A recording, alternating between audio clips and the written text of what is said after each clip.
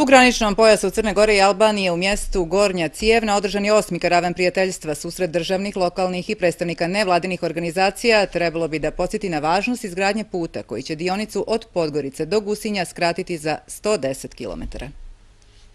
Put od Podgorice do Gusinja, koji jednim dijelom prolazi kroz teritoriju Albanije, počeće da se gradi naredne godine.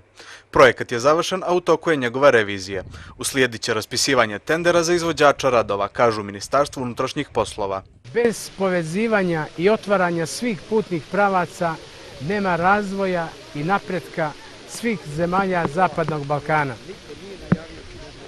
Na ovaj način dajemo doprinos integraciji sjevernog, centralnog i primorskog dijela Crne Gore. Izgradnjom savremenog puta razdaljina između Podgorice i Gusinja biće kraća skoro 3 puta, čime se najmlađoj crnogorskoj opštini otvara mogućnost za razvoj poljoprivrede i turizma. Zaista ga jedva čekamo. Toliko znači za građane opštine Gusinje, jer će nas povezati sa Podgoricom, jer će nas povezati sa centralnim dijelom naše države, jer ćemo na taj način, vjerujem, valorizovati naše resurse.